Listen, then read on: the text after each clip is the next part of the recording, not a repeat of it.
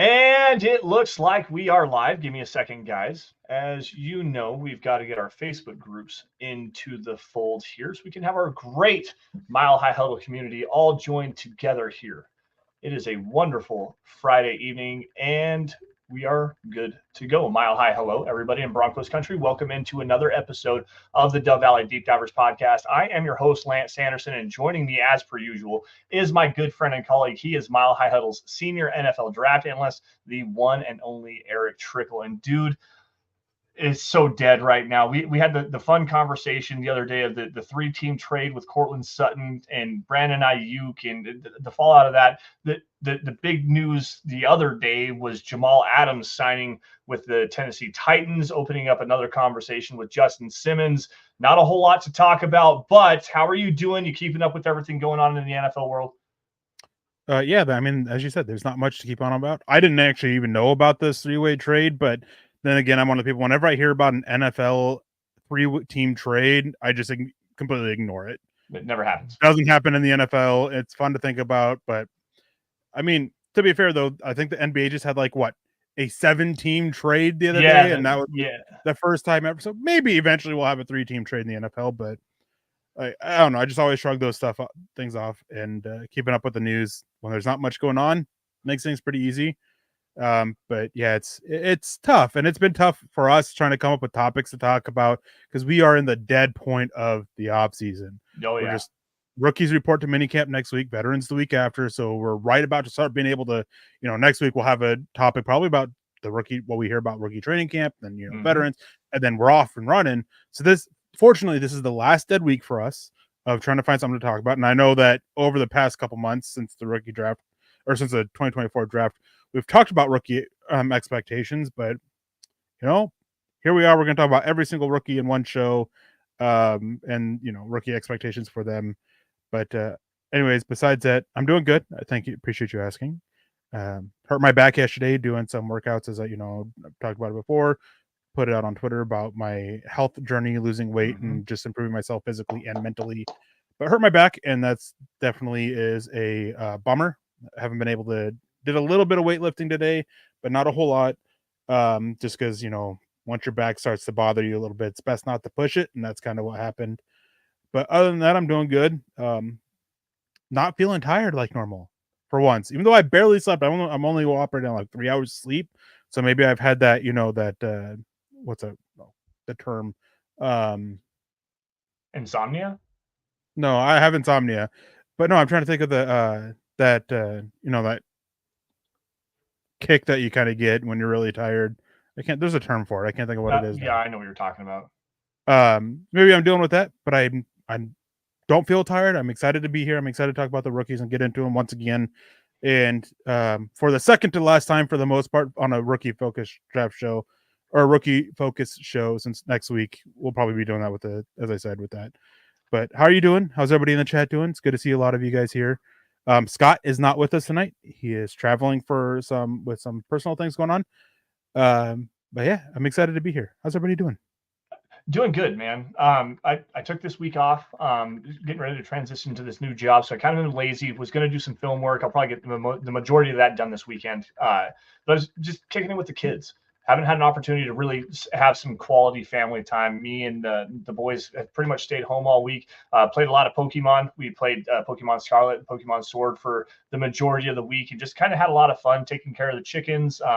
Unfortunately, had a couple die the other day.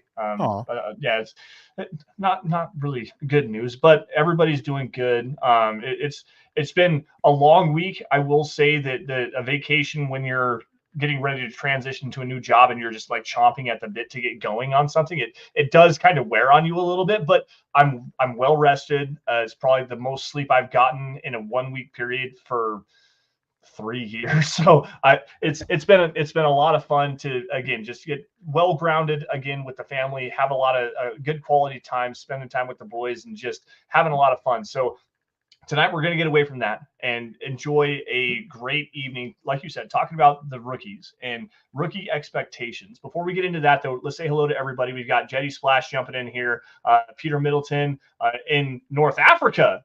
He's in Tunisia this time. Holy cow, Peter! You're all over the world, man. Cambodia. You were in Singapore there for a while. In Turkey, I do believe, is where you started off when you first started watching the show. So, hello, Peter. What's going on, man? Good to see you. Roy Osborne in the house. Daniel Berry, Shiloh Heesh back in the hizzy. We got William Catalano. Woofy Mellet jumping in here. We got David Papa Bear McElrath joining before the show, dropping a $5 super chat saying, "Good evening, Broncos country." Lance, Eric, and Scott. Hashtag 12 and 5, as he is always want to say every single week. Buckham 3 times, MHH for life. All of the hashtags. We all know that Papa Bear is a great supporter. All of the hashtags come in with it. So thank you for joining us, Papa Bear. We definitely appreciate it, man. Eventually, we're going to get to a point where we're spending like 5 minutes on all these hashtags you guys keep giving us. Right. No doubt. Absolutely no doubt. But yeah, it's great to have everybody in here. A little slow tonight. So we're going to hammer through this and try to, Peter's going back to, so last week Peter was in Azerbaijan, and then next week in Turkey. It's great to see our wonderful Mile High Huddle community not only hits the United States, but all over the world, because as you all know, Broncos country is not a geographical location. It is a hashtag state of being. We got Phil McLaughlin jumping in here saying, good evening, Lance and Eric. Congratulations, Eric, on your determination. You can do it. What is your goal? Hashtag Buckham, MHH for life, Broncos for life. So, yeah, I mean, as I mentioned on Twitter, when I stepped on the scale in mid-May, I weighed 354 pounds. I'm right on the cusp of getting under 320 pounds. My end goal is to be somewhere, between 200, 225, to where I mean, it's not a specific weight, I guess. It's to where I'm comfortable with myself and how I look. That's kind of what it is, and what I'm going for. But it's nice because I haven't been under 320 pounds in 2 years. I haven't been under 300 pounds since before 2020. So I'm trying to get down to a weight to where, for bringing this back to Mile High Huddle, trying to get down to a weight before the meet and greet this year as the lightest that I've been that anybody has ever seen me. Yeah. And since I've been doing that, or not since I've been doing this, but since we started the meet and greets, that's my goal for, September for the meet and greet, is to get right under, I think, 310 pounds is my goal for that. And so just taking a little bit of time, keep putting the work in. Did what I could today, but as I said earlier, I hurt my back, unfortunately. And just focused on it. And it's great to have great friends and a lot of support, because it's a lot of work and it can be very draining physically and mentally.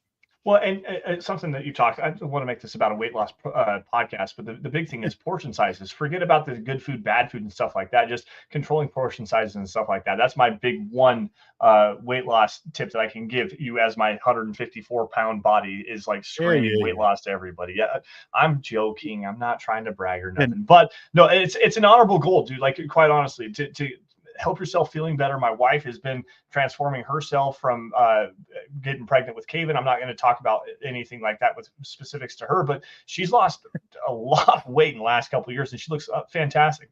And I'm so proud of her. And the big thing with her is, portion sizes, working out a little bit, and just trying to make sure that she's consuming better foods for you and not focusing on the fatty stuff like that. Like, again, not a weight loss podcast by any stretch of the imagination, but I know that you are on that same similar path and doing the same thing. So it's good to hear that you're feeling better with yourself and on a great goal for achievement to help yourself not only look better, but feel better. Yeah. And the last couple things on this, because this is the Broncos podcast, I know not everybody's turning in to hear about my weight loss journey or anything like that, but the biggest thing that has helped me, and for anybody out there who is listening to this that is struggling or anything like that, one of the biggest keys that I found is finding healthier, better alternatives for you than other things. I used to eat a lot of candy bars, a lot of Reese's peanut butter cups. I have managed to find a healthier peanut butter cup alternative. I have found some really good protein bars that tasted just like a candy bar. I mean, I'm not going crazy on them. I eat one of those, maybe one of those a day, basically, maybe two, depending on certain situations. How much I worked out and everything like that. Cutting back on milk, going from whole milk to skim milk. I can't do, the almond milks or anything like that. I've tried, I just can't do it. So yeah, it's just finding those things. And then thank you all for, your kind words of support. David Duncan saying, keep it up. Roy saying, I know you can do it. And Peter Middleton, I started working out a lot more last year. Helped so much physically, but also for my mental health too. Yeah, that's a big thing. Is I have, not to get into a lot of the mental stuff, but I've always been pretty outspoken about my mental health issues over the years, battling depression among other things. And I mentioned this in our group chat, that Nick, Carl, Lance, and Dylan, a couple other guys are in it, is for the first time in a while, I actually woke up feeling good. Not just rested. I mean, I woke up feeling rested, but I woke up feeling good. And energetic and ready to go. Got up, immediately jumped on the exercise bike and pumped out like 20 minutes on that. So yeah, it definitely helps with the mental health.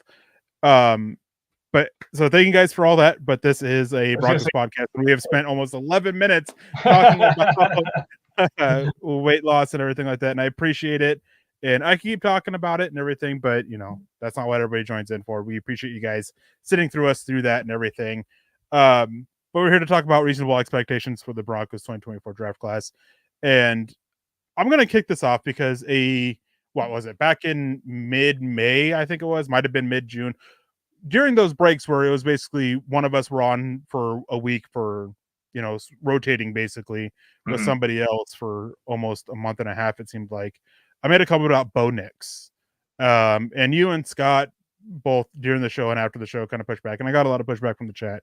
So obviously we're going to start with quarterback, 12th overall pick. We're going to start there. Yeah. And I still stand by what I said. I mean, with him, I want to see growth in multiple areas, growth of what techniques you need to improve on. The footwork's a big one. When Luke Poglaze was on, he talked about that midfoot force. I want to see more consistency with that.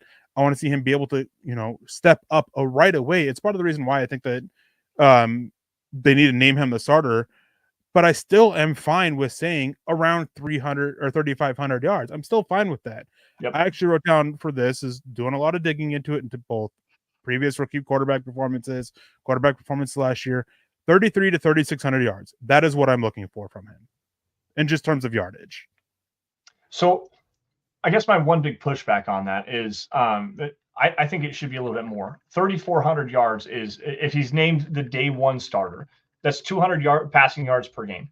I think that's more than achievable from a player that is Sean Payton's essential baby, the guy that he identified, according to him, his own words, the guy that he was going to be the guy all along. Whether J.J. McCarthy or Michael Penix was available at number 12 overall, not to say that they were going to take Bo Nix at 12, because I know that they had a trade back scenario where they were going to try to land Bo Nix later.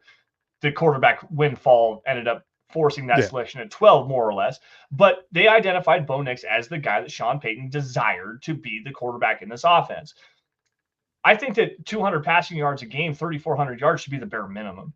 Like that should be a reasonable expectation for Bo Nix coming into as a rookie. Like 200 passing yards a game, does that mean every single game we're throwing for 200? No, absolutely not. You're going to have those games where you have it's like 125, you 10 for 15 for 125 yards, or you're going to have one of those games where you go for 350 and a handful of touchdowns, or whatever those statistics may be. Where the bottom line comes down to me is 3,400 yards should be achievable. I think closer to 4,000 should really be achievable within this offense.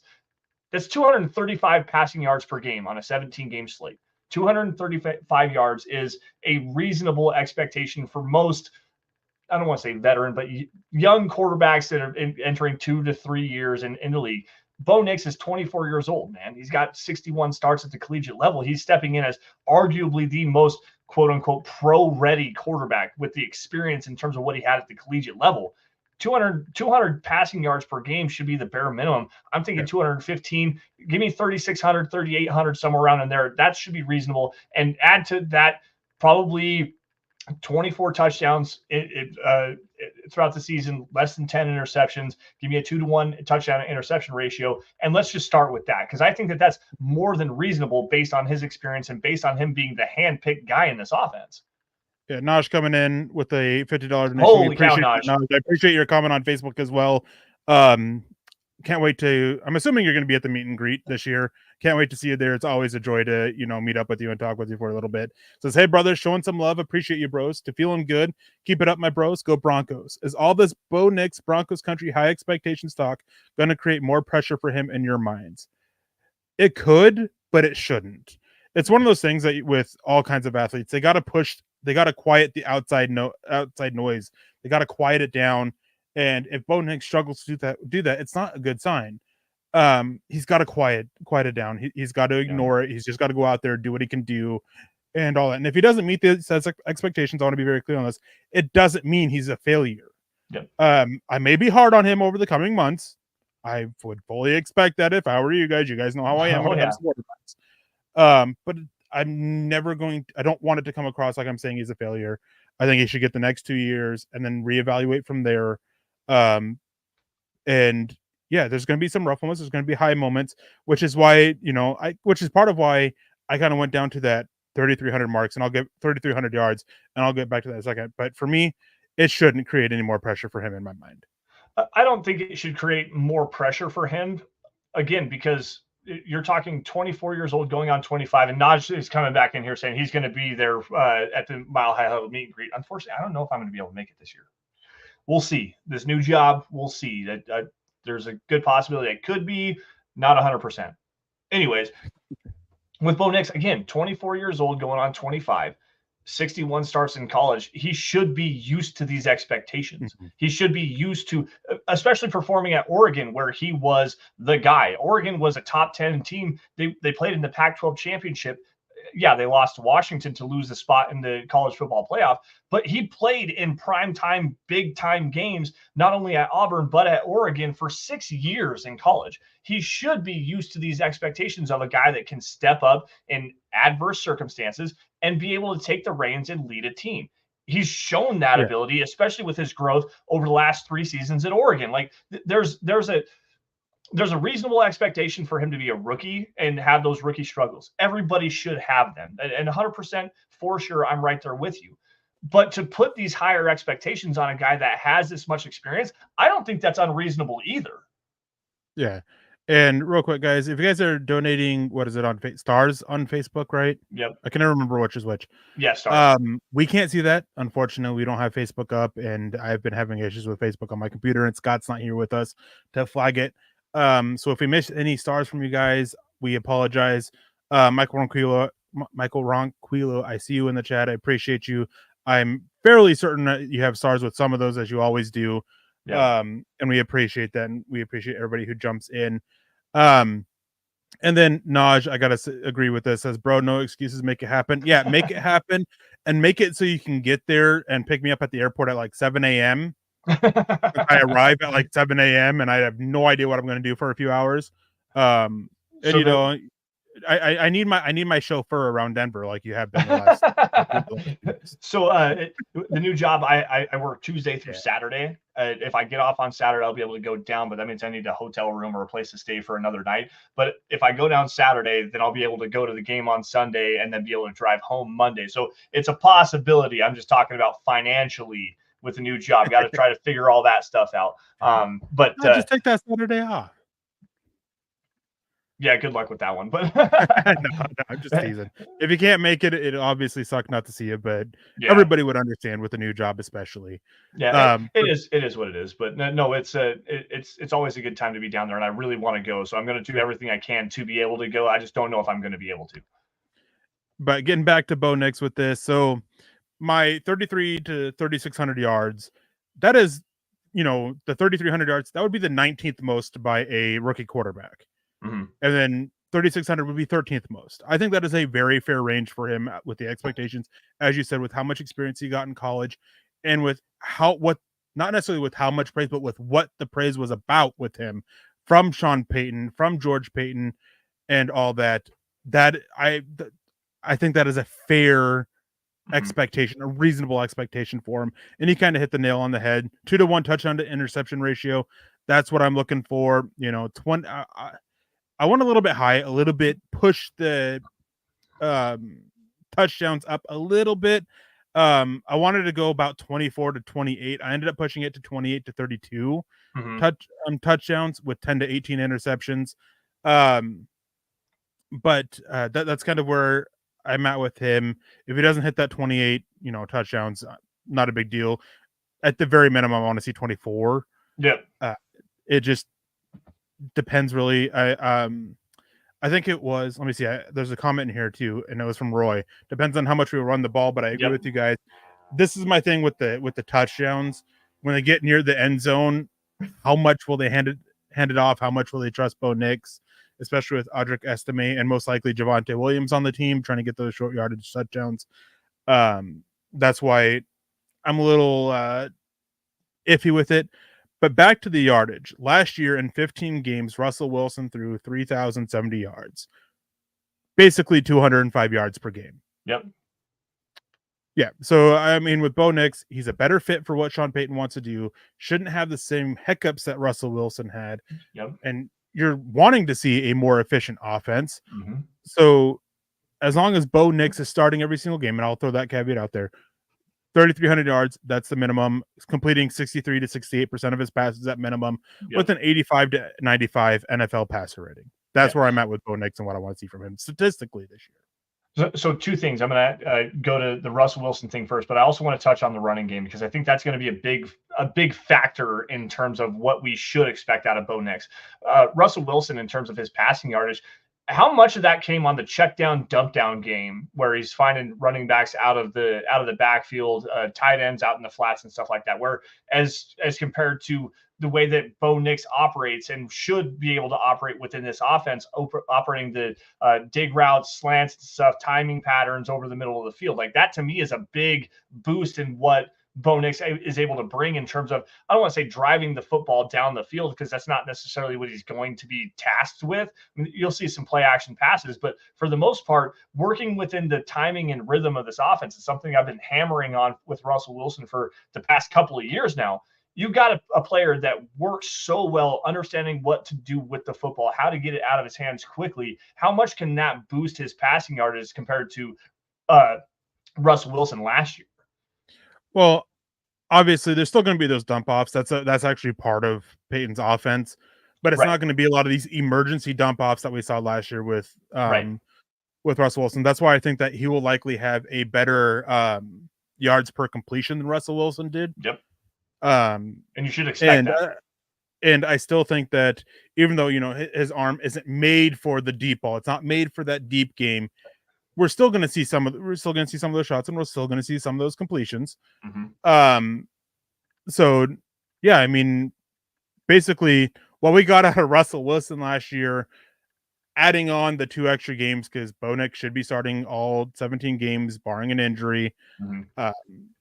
I think this is pretty in line with what we got out of Russell Wilson last year. Yep. And that should be the minimum. And then we have Todd coming in. And I think this is a pretty good question, saying, I saw Chad's story, and evidently the Broncos' offensive skill positions are being ranked 30th. What's up with that? It may stink. It may suck, but, the Broncos' offensive skill positions stink. Mm-hmm. I mean, it's a lot of question marks at wide receiver. Will Cortland Sutton be with the team? Will Tim Patrick stay healthy? Will Marvin Mims improve his game? Mm-hmm. What are we going to get out of Josh Reynolds? Will he step up as this number 2 guy that they want him to be? Is he going to still be this number 3 guy? What's the case with him? Troy Franklin, what's his role going to be? From the sounds of it, it's not going to be a huge role, and we'll get to that more in a little bit. Yep. Tight ends, it's the worst tight end group in the NFL. Adam Trautman's your number 1 guy, and that's just a complete joke. I think that the tight end position, fine, but I think the tight end position is the worst in the NFL by far. It's not even close. It is the worst position group in the NFL by far. I'm half tempted to look at every single team's tight end position group and see if I can just somewhat argue that with the by far part. But I don't want to because it seems like it's true. Like just off the top of my head, it feels like it's true. Mm-hmm.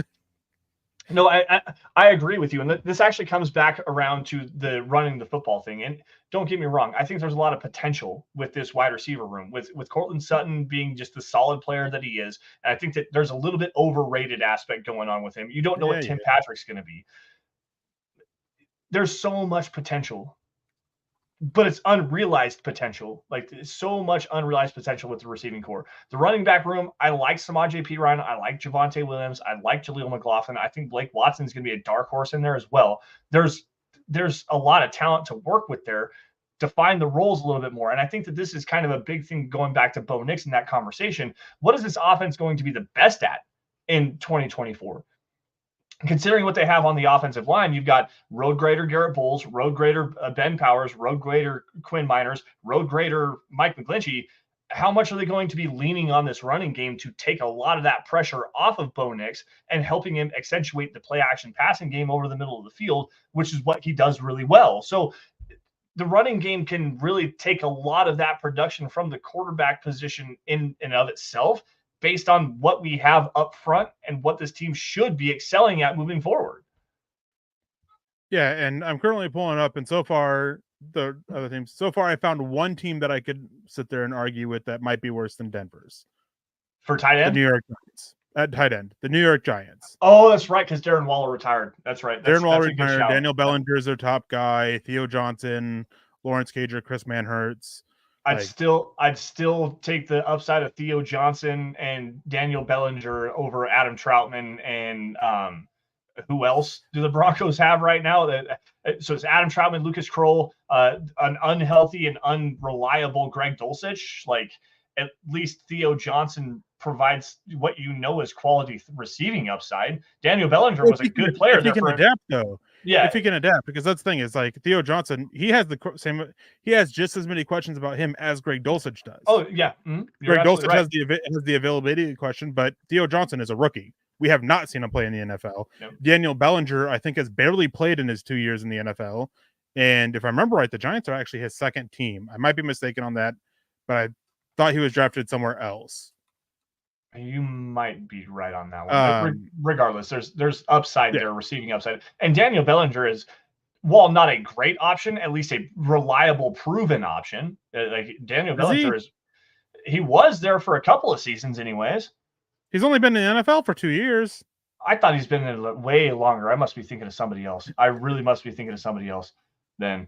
But yeah, sorry, I mean, guys, I do apologize. Like, regardless, it's all good. It's all good. He only has he has 55 catches for a little over 500 yards in 2 seasons. Okay.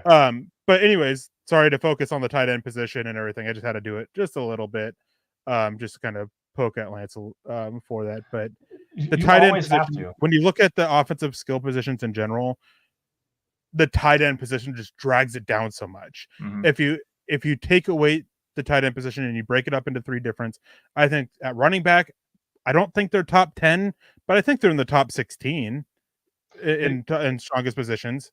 I think I'm not sure top 10. They might push it, but I'm not sure. I think they're top 16. And wide receiver, I'd probably put them right, like 18 to 24. But tight end, it's a terrible position. But anyways, we got to move on. We're in here for almost half an hour. We spent 10 minutes talking about weight loss journey. We spent 20 minutes talking about Bo Nix and tight ends. Talking about Bo Nix, now let's flip over to the next draft pick, the guy who's going to be getting after the quarterbacks. And this is where, defenders can be a little bit tough to, give reasonable expectations for. I went and dug into, rookie pass rushers from last season and kind of what they did. And here's where I have Jonah Ellis. He's the 4th guy on the depth chart. He's hurt right now. Do expect him to play during the season, but I'm only expecting about 150 to 300 snaps, barring an injury to Baron Browning, Cooper, or Benito, which is entirely plausible. Yep. 18 to 28 pressures, 3 to 6 sacks, and an 8.5 to 11% pass rush win rate, which is all about middle of the pack from what we got out of rookie edge rushers last year. Mm-hmm. I think the big question mark here is Baron Browning and his health.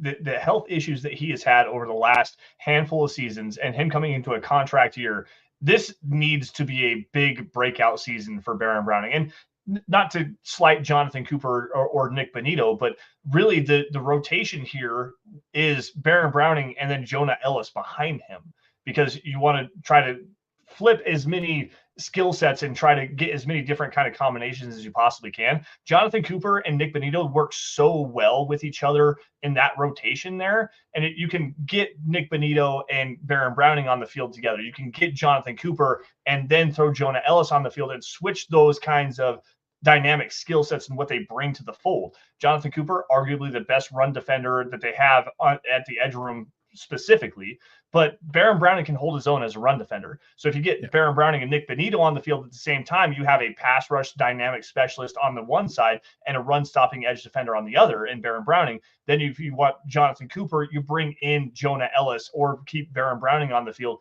and kind of work with those guys in tandem.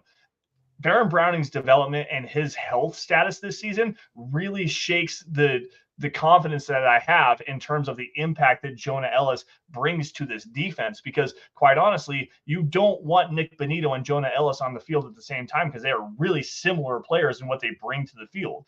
They are dynamic pass rushers for sure. Third and long situations, you want to get those guys on the field, absolutely. But if you're in situations where you're second and medium, you don't want those two guys on the field at the same time, because we're just going to run at you and try to figure out ways to exploit the edge and attack their weaknesses and deficiencies as run defenders. So to me, if Baron Browning is not the guy that we think that he could be, and he doesn't take that next step forward, Jonah Ellis is going to have a huge role, but it takes away from either Nick Bonito or Jonathan Cooper on the other side. I think you just put a little bit too much into it. There's a rotation at edge. It's going to depend on down. It's going to depend on down to distance. It's not a thing of like, oh, we're going to try to pair these two. We're going to try to pair these two. Mm-hmm. That's specific for certain downs and distance. They're going to put Cooper and Browning out there in obvious run down situations because they're the best two run defending edges. But when it comes to pass rush, it might be Browning and Bonito. It might be, depending on, if it's a super third and long, it might be Browning, Ellis, and Bonito.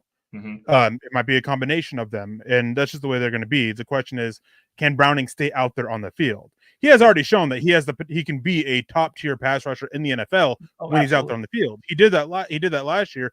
The first game back against the Green Bay Packers from his injury, he was absolutely dominant in that game. Yes, he was. There were some hiccups. It wasn't perfect, but he really controlled that offensive line a lot and really dictated matchups on it, dictated double teams. So he's shown it, but can he stay healthy?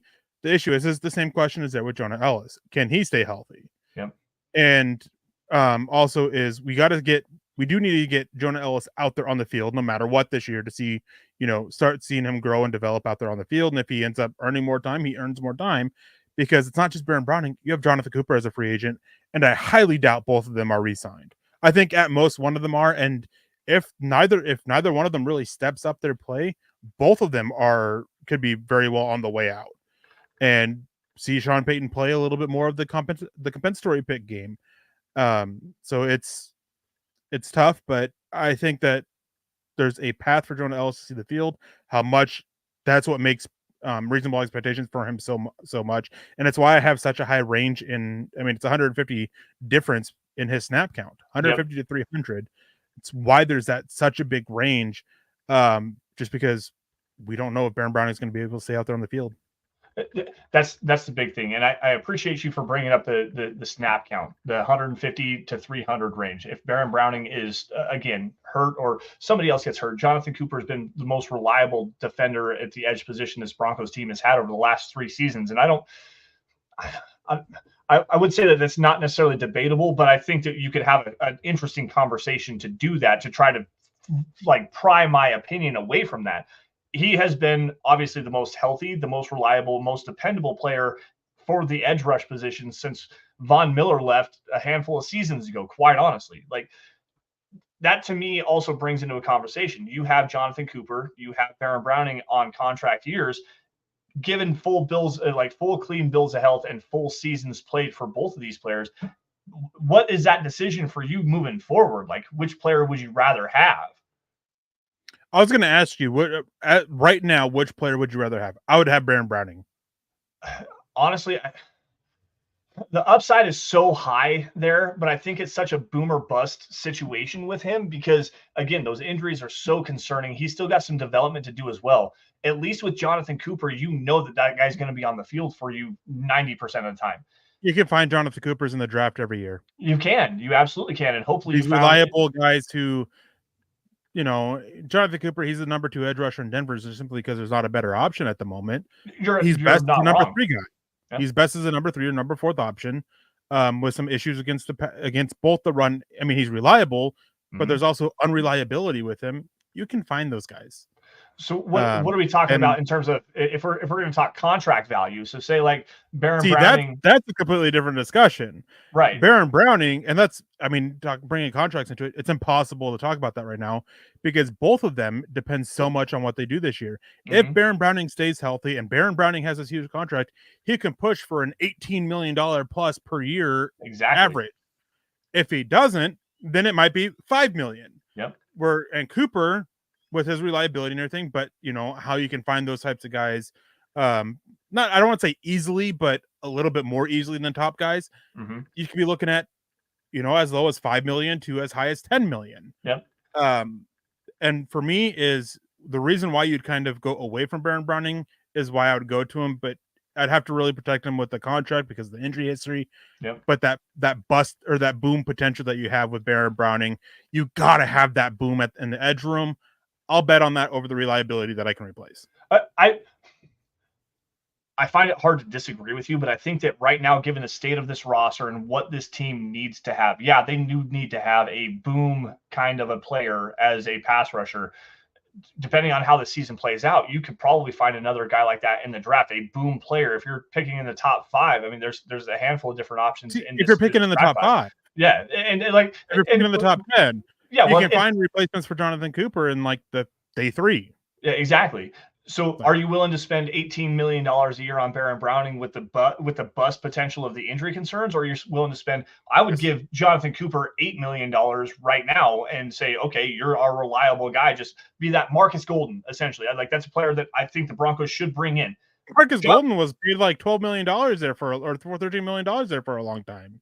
Yeah, but like right now, Marcus Golden was a lot better as a pass rusher than Jonathan Cooper was. You're absolutely correct on that. But like right now, if you're saying that you want to have a reliable player that can bring some pass rush upside and be a quality run defender for you, and still be a continuity leader in the locker room, because Jonathan Cooper is well liked from what I understand. Like that, give him $8 million a season and just kind of pull around with that. And this is no shade meant by this. You always bring up that leadership, and that is always such an overvalued thing. Oh, I know. Like, it's important, yes, but guys can step up pretty frequently into it. Like, I'm not going to make my decision about this because of leadership in the locker room, but no, I'm very curious to see how things play out between both Cooper and Browning over this year. And their contract, maybe Jonah Ellis and Nick Benito don't take that step forward, and Denver does decide to bring them both back and give them both basically what they want, because Denver is projected to have a lot of salary cap space to work with, and we know that they have with the rich owners. They can work it with bonuses because bonuses don't kind of get salary cap right away, but you have to have the money to be able to put in escrow, so they can sit there and work the salary cap even more with it. And even with Patrick Surtain and likely Quinn Miners getting extensions, you can bring them both back if needed. So it is a fun discussion right now, but it is still so much is left on the table for us to really see how it's going to play out. And the biggest thing is they just have nothing but questions in the edge room. And you're absolutely right.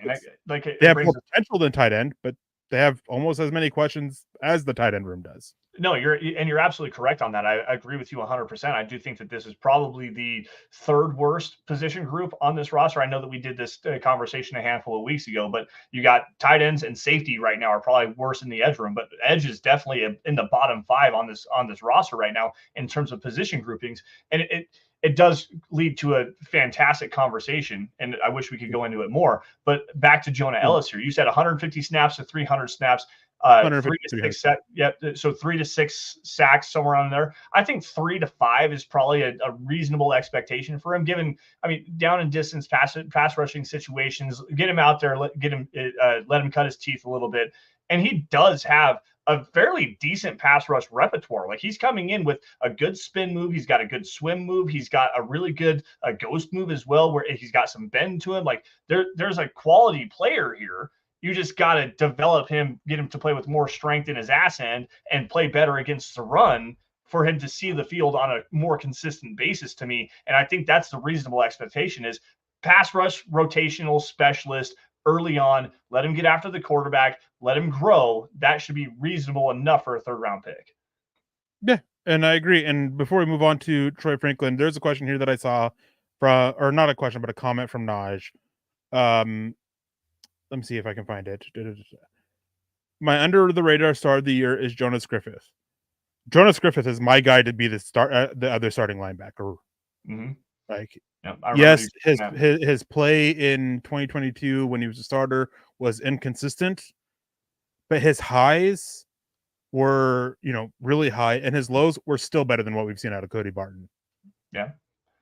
Yeah, no, I don't disagree with you. There's an athletic upside, some coverage upside. He's a better tackler, I think, than Cody Barton is right now. Like the big thing with Jonas Griffiths was, so I believe it was the first snap of the preseason game 2021 against the Rams. He dislocated his elbow on the very first play.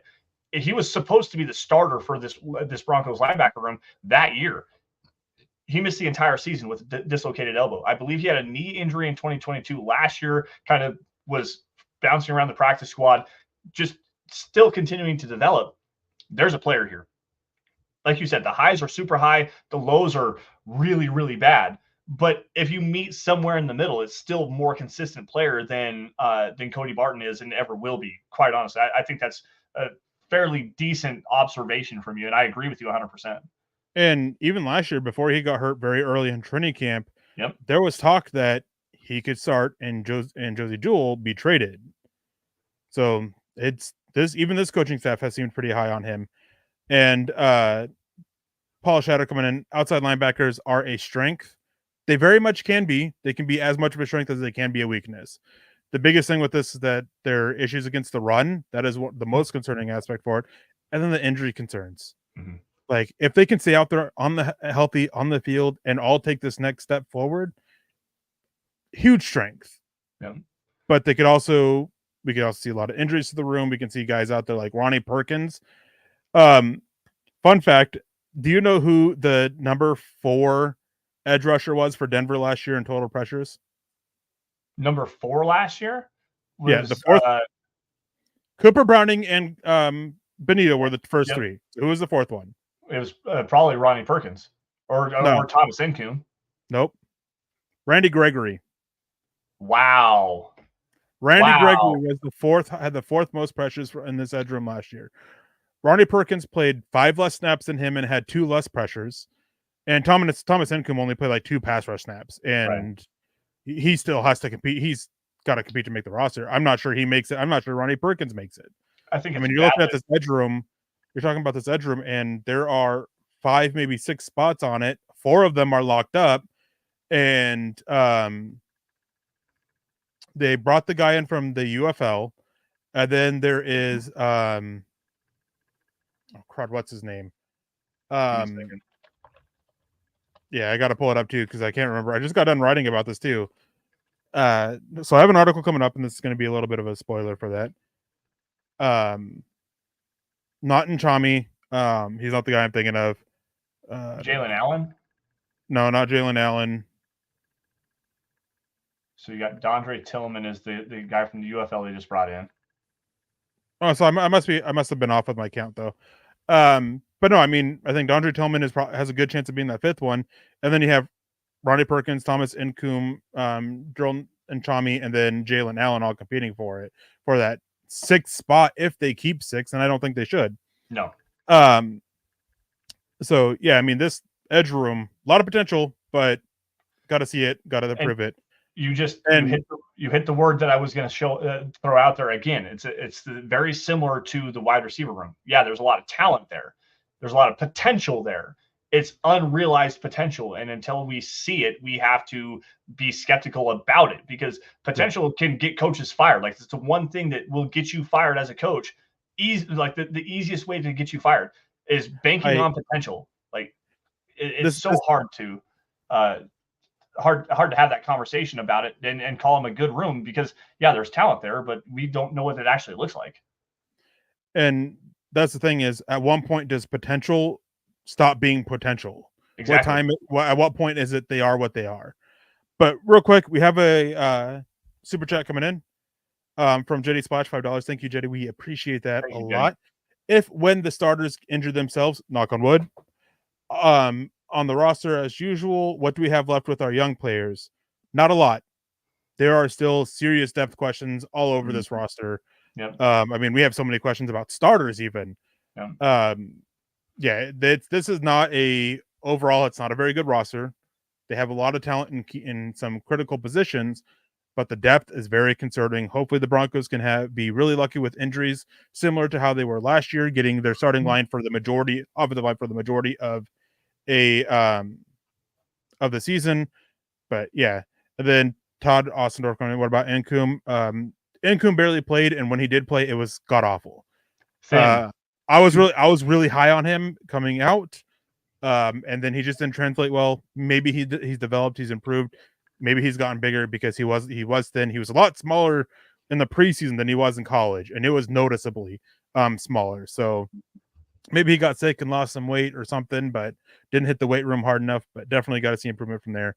But we still have a few more guys here. I'm going to run through a couple of them pretty quickly, just because I don't have super high, expectations for them or anything.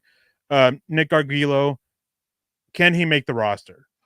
Yeah, that's the big thing. That's the expectation for. Can he make the roster? Devon Vele, I know there's a lot of super big fans for him, but again, can he make the roster? If he does, his role is going to be on special teams.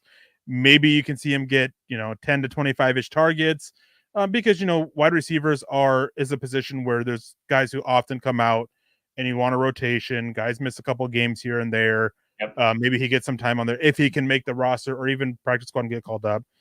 But I'm not expecting more than 15 catches and maybe 350, 400 yards at most out of him. And that's high end for him. Yeah. So to me, with Vele, you need to have Tim Patrick not be healthy. You need another injury in the room, and you need whether it's Marvin Mims or Troy Franklin to not be a quality option where you have to bring up a guy like Jalen Virgil with that vertical speed threat to then have Devon Vele have a potential possibility to even crack this roster. And there's a lot of hype with Devon Vele, and there's a lot of people saying that at rookie minicamp he was one of the better players out there. He's 28 years old. I believe there was injury concerns, and if there weren't, then correct me if I'm wrong, but he's 28 years old as a rookie. So he's already behind the learning curve to develop at the NFL level. He's probably pretty well maxed out in what he brings to the roster in terms of just his overall skill set. I mean, you need another big body catch receiver in the red zone, which he's a quality player there, but he's not a great route runner. He's an okay blocker in terms of what he brings physically, but where does he fit right now? And that's a big problem. 15 catches and say 300 yards. It's going to take a disaster from wide receiver 1 through 6 right now for him to even get to wide receiver 7, 8, 9, who is Brandon Johnson, Jalen Virgil, whoever else they might bring in to even get there. Like it's a long road for him to travel just to be even able to sniff the NFL field right now. Yeah, and as you're getting at is there's a numbers game here. Yep. I mean, this is in no particular order, but Troy Franklin, Lil Jordan Humphrey, Brandon Johnson, Marvin Mims, Tim Patrick, Josh Reynolds, Cortland Sutton. That's 7. And then Vele.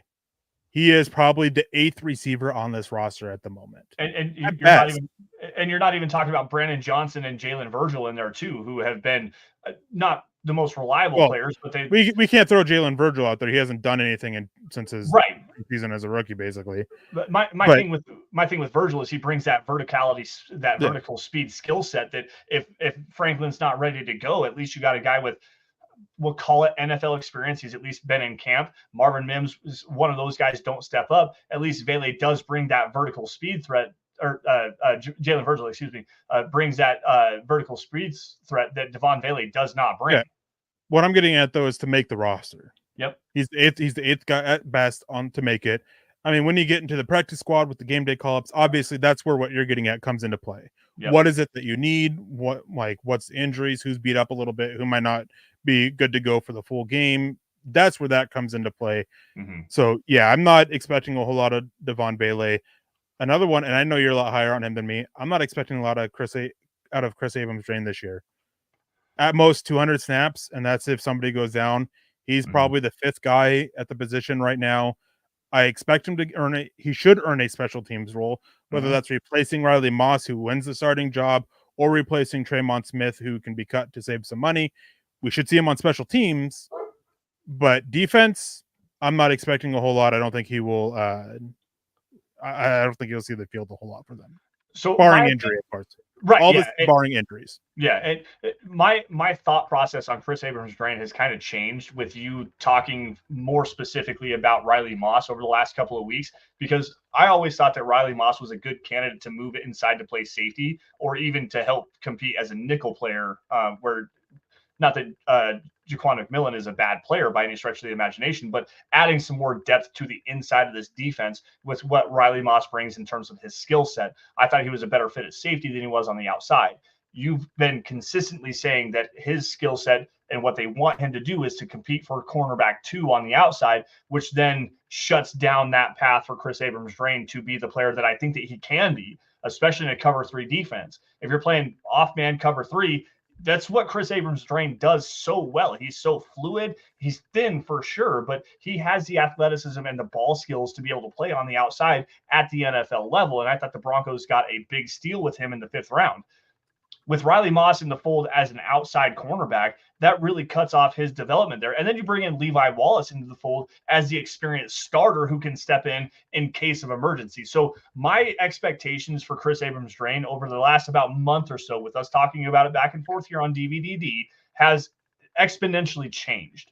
That said, I do believe that he can turn into a quality starter at the NFL level. Yeah, I think he just needs a year. And then we have a question here. Couple comments here I want to grab. Can Bailey gain 30 pounds to be a tight end?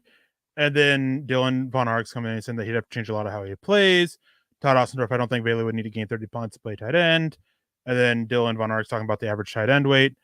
Yeah, the average tight end weight is 253 pounds in the NFL. Yep. Devon Bailey is between 200 and 210 pounds. That's not 30 pounds. He would need to add, well, I mean, at minimum, he would need to add 30 pounds, and that's just to be a slot tight end. And still would have to change a lot of how he plays. So no, I don't think he can bulk up and be a tight end. That's just not fitting for him. Now, if he was coming in the NFL at 225, 230 pounds, that's different. Yep. 30 pounds is a lot of weight. It is a vast difference. It really changes how you move and how comfortable you are with movement. So no, I don't think it's reasonable for that, but we got to move on. We have 2 more players here that we got to get to before we get out of here. Go ahead real quick. Want to do quickly. You said 256 for the average tight end weight at the NFL level. Okay. Devon Bailey, this is this combine profile measured in at 6'4", 203. You're talking 50 pounds he would have to gain. Not possible. Yeah. And then, and that's not even including all the other things that you're looking at. And Paul coming in and saying, sorry, I was joking about Bailey. It's all good. Obviously we can't tell when you guys are joking or not. It doesn't come through, in chat and everything. So it's all good. But getting to it, the last 2 guys, Troy Franklin, a lot of people think he's going to have a lot bigger role than it sounds like he is. I don't think he's going to have a very big one. I think he's going to be very limited with his playtime due to his issues as a blocker. That's going to cut into his playtime. I think we're probably looking at, 70, 80 targets, 30 to 60 catches, and then 400 to 700 yards. Obviously, 70, 80 targets at the high end for me. I think more reasonable, it's probably about 50 to 65-ish, with, 400 to 600 yards being, more reasonable. I think that even that's a little bit unreasonable and still too high. And a big part of the reason why I say that is I'm I'm kind of hoping that Tim Patrick stays healthy this year. And I hope that Josh Reynolds takes another big step forward, which then limits the role of what Troy Franklin is going to be, because I think that Marvin Mims is going to take a big step forward this year. So you're talking about Troy Franklin right now as wide receiver 5 with a limited role already within the offense, unless you want to get creative and utilize Mims and Franklin on the field at the same time. Like you could definitely get that and stretch the field vertically and horizontally. I've said this multiple different times. Speed kills at the NFL level, and with Mims and Franklin, you bring that in spades, especially if you get Greg Dulcich on the field healthy. You can really get creative with your speed and dynamic passing game ability with those 3 players on the field at the same time. How often is Troy Franklin going to see the field on offense if Tim Patrick stays healthy and if Josh Reynolds is the guy that they want to have as wide receiver 2, and if Marvin Mims takes that next step forward? Getting him 25 to 30 targets to me is more realistic with 15 to 20 receptions. Maybe you get him 200 to 300 yards and a deep touchdown or 2. Like there's a path for that to be in the cards, but the logjam at wide receiver 1, 2, 3, and 4 in front of him, and the limited role that he brings based on his skill set right now, really drops my expectation for him to be a very, very limited rotational role player for this season and see a big step forward in 2025. Yeah, and then Todd coming in, asking me, what is a move tight end?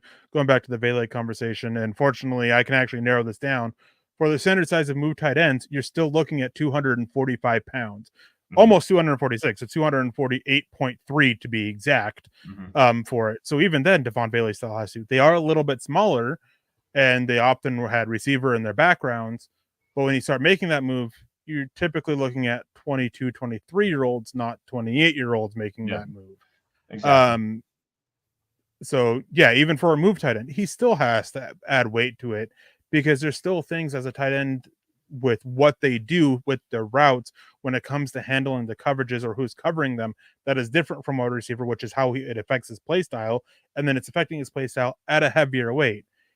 It's not as simple as throwing on a 30-pound backpack, as Dylan says, and running a route. There's a lot more to it than that, and it isn't easy. Like, it's a lot of movement and being precise with their movements and being precise with their footworks. Right. So in terms of what a move tight end is a player you can line up all over the formation and utilize him specifically as a receiving skill set player.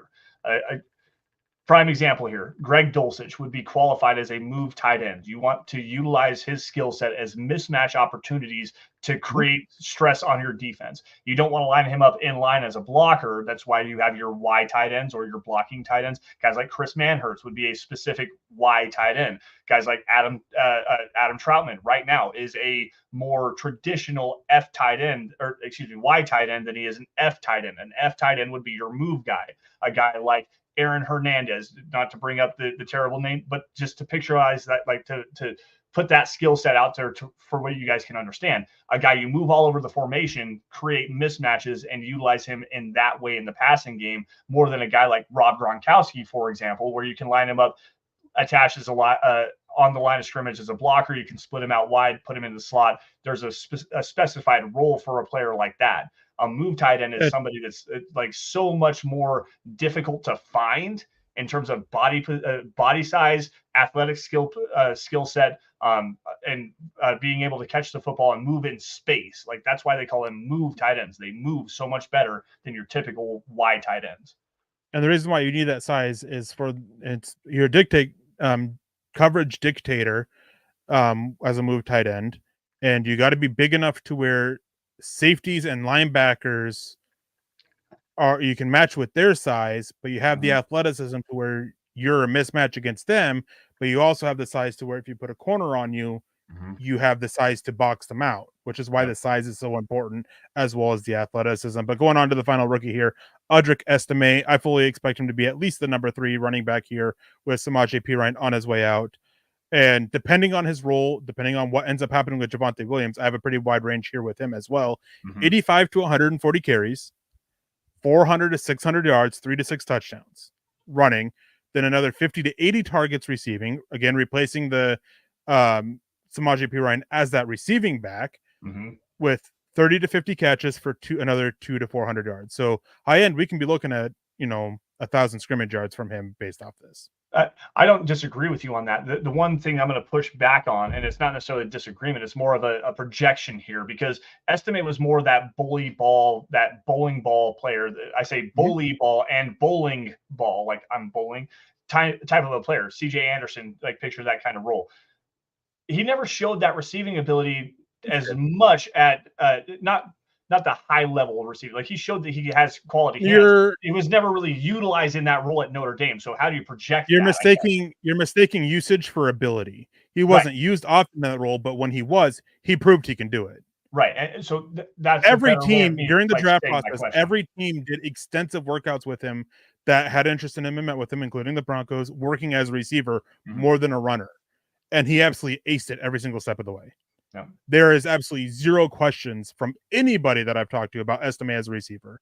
And it's one of the things that can be very difficult for a lot of draft evaluators, and including myself, is mistaking what they've done versus what they can do. Yep. Just because Estime hasn't had a whole lot of receiving, I think he's had a total of like 50 catches in his career at Notre Dame.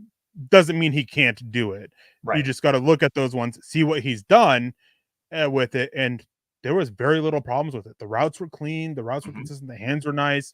And so, yeah, he's shown that he can do it, just not as much as some other guys have. But I guess, and like I said, you probably hammered down the crux of my question here more than anything. It's not that I don't think that he has the ability to do it. You just never really saw it because Notre Dame didn't show that with him on tape. They had another back, and I forget his name, where they utilized him more as a receiver than Audric Estime, who was the bully ball guy between the 20s, between the tackles, your hard rock. So that to me, I guess, was my question. And we've gone back and forth with Javonte, Samaje, and what this room looks like. You said running back 3 in your analysis here. Does that mean you have a bigger role for Jaleel McLaughlin, or is it Blake Watson taking those snaps? Because you got Javonte running back 1. Who is running back 2 to you? Jaleel McLaughlin. Okay. I think it's going to be more of like it's tough because with what I've heard about Williams and everything like that, I'm expecting more of a 1A, 1B, 1C. Okay. So if we were going to get into my estimations or my expectations, estimations, projections, whatever you want to call it, for Javonte Williams, he probably would be around 120 to 180 carries for, 700 to 850 yards. And then Jaleel McLaughlin will probably be, around there. And I think that there'll be a lot more for him as well to help cover the receiving ability that Samaje Perine did. Because Javonte Williams, getting back to that, Javonte Williams has proven he is not a receiver out of the backfield. He's got one game to his playing experience from college and through his NFL career. That was week 1 against the Seattle Seahawks, where Russell Wilson checked it down to him 11 different times. That was his best receiving game pretty much in his entire career. Not to say that Javonte Williams doesn't have that ability, but that's not his skill set. That's not like what he brings. That's not the expectation for him. I think you bring up a very salient point here with Audric Estime. Again, what can he do as compared to what he has shown? And I think that the role for him needs to be a little bit bigger. I think that he needs to see probably that, 75, you said what, 75 to 180 carries, somewhere around in there, something like that. I think 120 for him should be the baseline, and have Jaleel McLaughlin take that lesser third back role where you have him out on the field, where they're gonna get the football in his hands. Third down situations where they utilize the receiver out of the backfield, where they absolutely have to have a guy like that, a jitterbug, explosive playmaker. I think that's the role more specifically for him. You'd run a dynamite and lightning, or dynamite and thunder role between Javonte Williams and Audric Estime, pound the hell out of the rock, and then let Jaleel McLaughlin go out there and have those explosive playmaking opportunities. I think what you want is what the New York Giants did back when, what was that trio based, the Earth, Wind, and Fire trio that they had? We had Brandon Jacobs, Ahmad Bradshaw, and I don't remember the third one, but I know what you're talking about. Yes. Yeah. Jaleel McLaughlin, there's your wind. Javonte Williams, that's your fire. And Audric Estime is your earth. That's kind of what you're looking at, which is why, again, I'm saying is 1A, 1B, 1C. Yeah. This running game to me is a big time measure of importance on the Broncos' offensive success this year. again, going back to the offensive line, the skill sets that they have in the running back room, even if they do keep Samaje Perine as that fourth player to kind of really split some stuff up, you have that. I don't think they're going to keep all four of them. With his contract, you can't justify keeping Samaje Perine as a fourth running back. I'm thinking fourth. You are breaking up really bad all of a sudden. I think we may have lost Lance. But anyways, yeah, with Samaje Perine's contract, I don't think that you can justify keeping him as the fourth running back. I think if anything, if you're keeping 4 running backs, it's out goes Samaje Perine, in comes Blake Watson because of what he can do as special teams and help cover a little bit in case Joel McLaughlin gets hurt, because Blake Watson, he's a little bit more of the that faster running back, not as fast as Jaleel McLaughlin is, but can help bring a little bit of that speed and explosive ability to it. So those are your 4 running backs. You have Estimate to help cover Williams a little bit, and then Watson to help cover McLaughlin, because you don't want a situation where you don't have some kind of explosive running back in there to be for you when it looks like Lance's internet went down, actually. But you don't want to be without an explosive running back. And this Broncos offense, when we look at last year, they lacked explosives. And they need more explosives, which is why I think that Jaleel McLaughlin should have a pretty defined role with it and everything. But we are running out of time. Looks like Lance is back in the green room if he wants to jump back in here. Y'all good? Internet go down? Or I'm not sure what happened, but yeah, if we're gonna have issues like this, let's just close the show out. I do apologize for the technical difficulties, guys. Yeah, definitely. And we apologize for that, but we're running out of time anyways. We did get started a little bit late, and I apologize for that. Lance and I were talking about my weight loss, my health journey, before we went live, and that kept us a little bit late. But thank you guys for tuning in. And Todd also coming in with, do you agree with switching Sanders to edge? No. His play at edge to close last season was the worst edge play I have ever seen. Even his time at edge at Alabama wasn't great. There's a reason why Arkansas had to move him back to linebacker. That is where he's best suited at. That is where he should be playing. That is where Denver needs to place him and just keep playing him.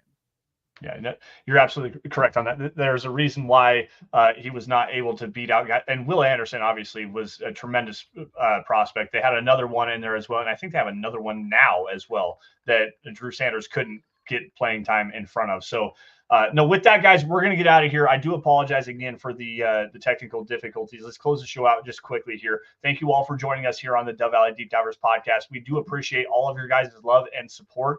Follow us on Twitter by finding me at LanceS_MHH.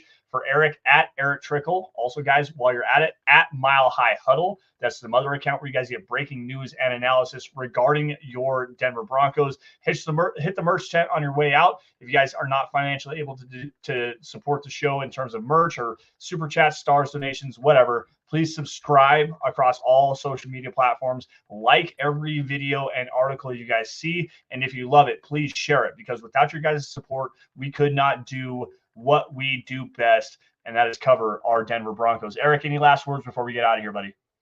Yeah, I may not be here next week. I may decide to, skip the show and just play NCAA football 25 instead. That's going to be a problem with my new job. I'm not sure if I'm going to be here either. No, I'm kidding. I'm not going to skip the show for that, but it was more so my way of saying I'm super excited for that game. Can't wait for it. I've been waiting so many years for this. I used to love NCAA football. So yeah, I'm super excited for it. Yeah, the best football video game that we've seen since Tecmo Bowl, quite honestly. NCAA, Madden's horrible. I'm super excited. I got to get a new Xbox though, which is unfortunate. So hopefully I can get that rounded up here soon. But anyways, guys, thank you all again for joining us. You all stay safe. Take care. Have a great rest of your weekend. For Erick Trickel, I am Lance Sanderson. We will see you guys same time, same place next weekend. And as always, go Broncos.